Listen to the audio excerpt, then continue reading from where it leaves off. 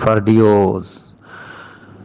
ایک چیز میں وضاحت کرنا چاہتا ہوں، کل میری جو لائیو سیشن تھا میرا، اس میں ایک چیز میں نے کہی تھی، اس کو شاید یا تو میں کلیئر نہیں کر سکا یا اس کو مس انڈرسٹینڈ کیا گیا۔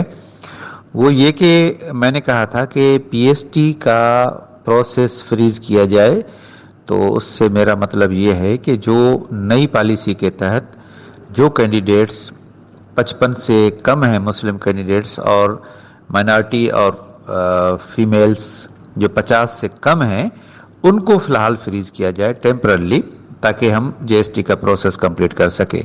لیکن جن کینڈیڈیٹس کو آفر لیٹرز مل چکے ہیں ان کو فریز نہیں کرنا۔ یہ شاید میں سمجھا نہیں سکا یا کینڈیڈیٹس کو سمجھنے میں مس انڈرسٹینڈنگ ہوئی ہے۔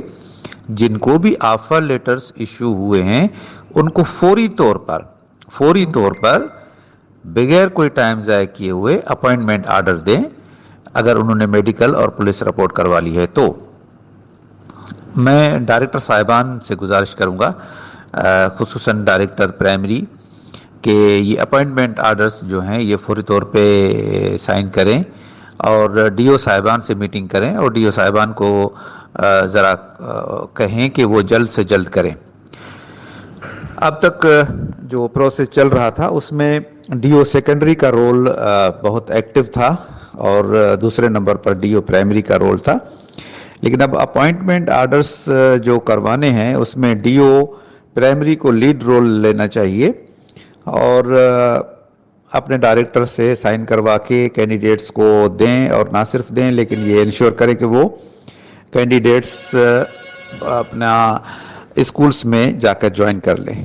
اس کے علاوہ اب جو سیکنڈری والا ایشو ہے، جو ڈی او سیکنڈری ہے ان کو فوری طور پہ اب یہ پروسیس ایشو کرنا چاہیے، لیکن یہ کل سے کریں۔ آج کے دن ایک انفارمیشن مجھے دیں۔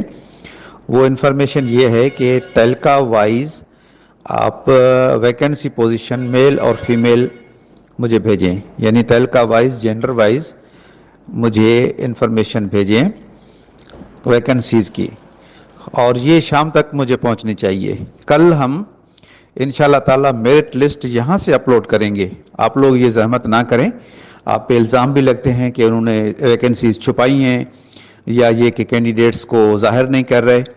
ہمارے پاس ڈیٹا بیس آ جائے گا سارا آئی بی اے سے، ہم یہاں سے ہر تعلقے کی سینیورٹی کے حساب سے، مارکس کے حساب سے، میرٹ کے حساب سے لسٹ ڈسپلے کر دیں گے۔